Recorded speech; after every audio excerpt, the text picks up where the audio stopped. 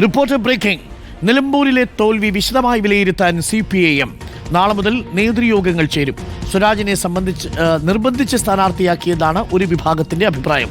വിജയസാധ്യത സ്വതന്ത്രർക്കെന്ന് നേതൃത്വത്തെ അറിയിച്ചിട്ടും മത്സരിക്കാൻ ആവശ്യപ്പെട്ടു.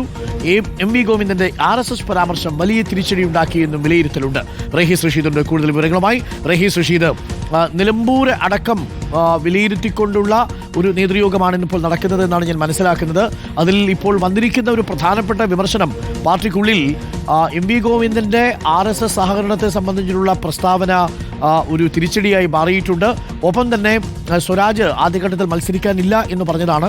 ആ മണ്ഡലത്തിൽ പാർട്ടി ചിഹ്നത്തിൽ മത്സരിച്ചാൽ വിജയസാധ്യതയില്ല, സ്വതന്ത്രർക്ക് മാത്രമേ സാധ്യതയുള്ളൂ എന്നിരുന്നിട്ടും സ്വരാജിനെ നിർബന്ധിച്ച് മത്സരിപ്പിക്കുകയായിരുന്നു എന്ന വിലയിരുത്തലാണോ ഇപ്പോൾ നേതാക്കളിൽ പലർക്കുമുള്ളത്? റഹീസ് റഷീദ്.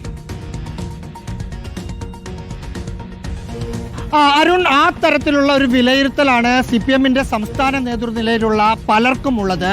അതിന് കാരണമായി അവർ പറയുന്നത് തെരഞ്ഞെടുപ്പിന്റെ ചുമതല മാസങ്ങൾക്ക് മുമ്പ് തന്നെ സംസ്ഥാന സെക്രട്ടേറിയറ്റ് അംഗമായ സ്വരാജിന് നൽകിയിരുന്നു. അതനുസരിച്ച് ആ മണ്ഡലത്തിലെ ഓരോ സൂക്ഷ്മചലനങ്ങളും സ്വരാജ് പാർട്ടി നേതൃത്വത്തെ അറിയിച്ചിരുന്നു.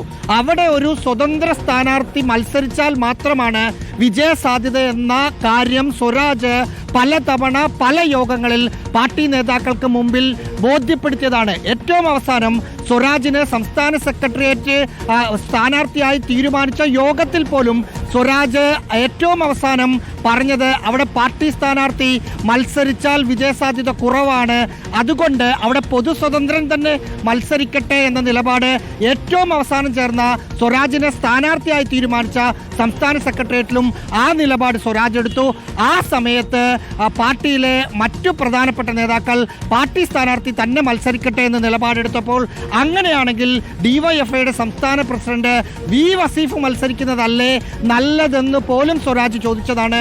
അത് അംഗീകരിക്കാതെ സ്വരാജിനെ സ്ഥാനാർത്ഥിയായി നിർത്തി.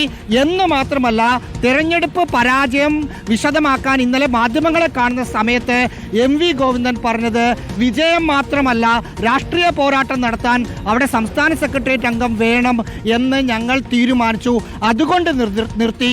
പൊതു സ്വതന്ത്രനല്ലെങ്കിൽ അവിടെ വിജയിക്കില്ല എന്നത് ഞങ്ങൾക്കറിയാവുന്ന കാര്യമാണ് എന്ന് മാധ്യമങ്ങളോട് MV ഗോവിന്ദൻ പറയുകയും ചെയ്തു. ഇത് വലിയൊരു ചർച്ച പാർട്ടിക്കകത്തുണ്ടാക്കും. ഒപ്പം RSSുമായി യോജിച്ചിരുന്നു ഒരു കാലത്തെന്ന് MV ഗോവിന്ദൻ പറഞ്ഞത് ന്യൂനപക്ഷ വോട്ടുകളിൽ ചെറിയ തോതിലെങ്കിലും വിള്ളലുണ്ടാക്കി എന്നാണ് പറയുന്നത്. നാളെ സംസ്ഥാന സെക്രട്ടേറിയറ്റും മറ്റു 2 ദിവസങ്ങളിൽ സംസ്ഥാന കമ്മിറ്റിയുമാണ് ചേരുക. അരുൺ, 25, 26, 27 തീയതികളിലാണ് CPMന്റെ നേതൃയോഗങ്ങൾ. സംസ്ഥാന സെക്രട്ടേറിയറ്റും സംസ്ഥാന കമ്മിറ്റിയും ചേരും. ഈ വിഷയം ആഴത്തിൽ പരിശോധിക്കും എന്നിന്നലെ പാർട്ടി സെക്രട്ടറി തന്നെ പറഞ്ഞിരുന്നു. എന്താണ് തിരിച്ചടിയായത് എന്നത് പരിശോധിക്കുകയും ചെയ്യും. അടിത്തറ നഷ്ടപ്പെട്ടിട്ടില്ല എന്ന വിശദീകരണത്തിൽ മാത്രം CPMന് നിൽക്കാൻ കഴിയില്ല. വരുത്തേണ്ട മാറ്റങ്ങളെക്കുറിച്ചും CPM ചർച്ച ചെയ്യുമെന്നാണ് നമ്മുടെ പ്രതീക്ഷ. അതോടൊപ്പം തന്ത്രം പിഴച്ചുപോയോ എന്നുള്ളതായിരിക്കും പ്രധാനമായിട്ടും ചർച്ച ചെയ്യുക. സ്വതന്ത്രന് പകരം സ്വരാജിനെ കളത്തിലിറക്കി പരാജയപ്പെടുത്തിയത് അല്ലെങ്കിൽ പരാജയപ്പെട്ടത് എന്തുകൊണ്ട് എന്നുള്ളൊരു ചോദ്യമാണ് ഉണ്ടാവുക.